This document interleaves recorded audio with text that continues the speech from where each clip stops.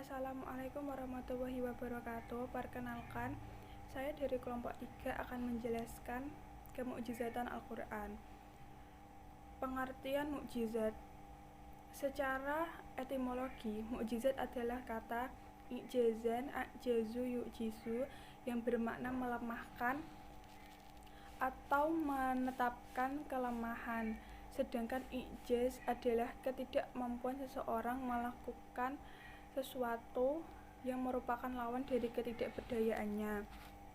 Dalam pengertian mukjizat menurut para ahli secara terminologi antara lain: 1.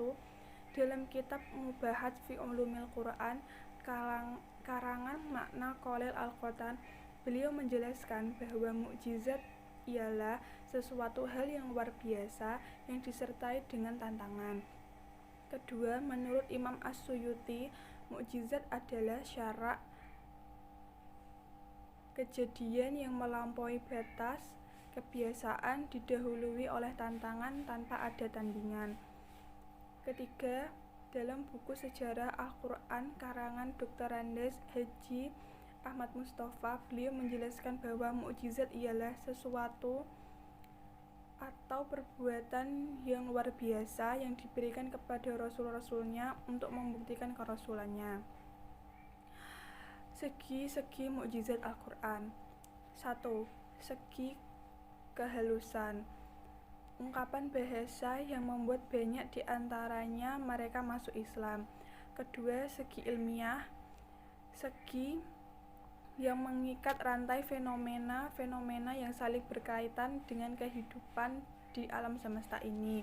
Ketiga, segi tasyri', menjelaskan pokok akidah, norma, undang-undang politik, ekonomi, serta hukum-hukum ibadah.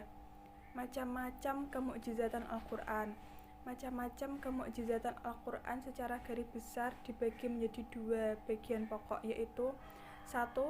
Kemukjizatan material inderawi adalah mukjizat para nabi sebelum Nabi Muhammad SAW yang dimiliki dan dapat langsung dilihat oleh mata telanjang atau ditangkap oleh indera mata. Kedua, mukjizat imaterial logis dan kekal. Adapun mukjizat yang diberikan kepada Nabi Muhammad SAW yaitu mukjizat yang bersifat material dan kekal, yaitu berupa Al-Quran. 4. Aspek kemukjizatan Al-Quran. 1. Kemukjizatan dari aspek bahasa. Kedua, kemukjizatan dari aspek nada. Keempat, kemukjizatan dari aspek kesempurnaan.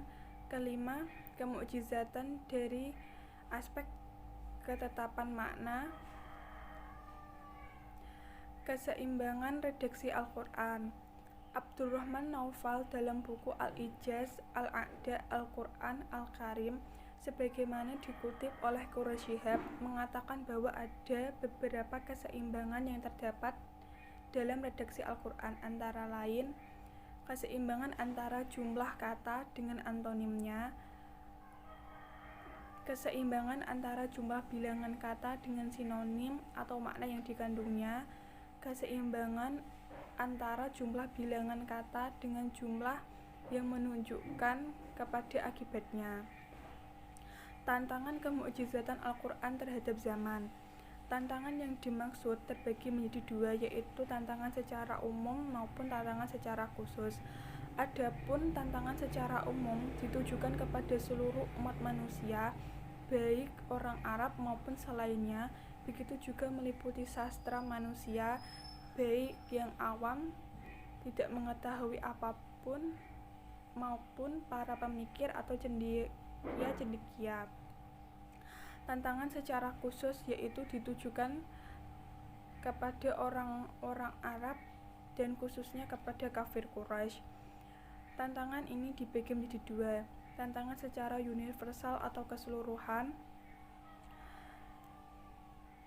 Tantangan ini berupa tantangan untuk mendatangkan seperti Al-Quran dari segi penjelasannya yang berupa hukum maupun bahasa, seperti gaya bahasa. Kedua, tantangan dengan sebagian dari surat Al-Quran sebagaimana telah disebutkan dalam penjelasannya sebelumnya. Hal itu dapat dilihat dalam surat Al-Hud ayat 13-14, surat Yunus ayat 38, dan surat Al-Baqarah ayat 23. Demikian adalah penjelasan saya mengenai kemukjizatan Al-Quran. Cukup sekian dan terima kasih. Wassalamualaikum warahmatullahi wabarakatuh.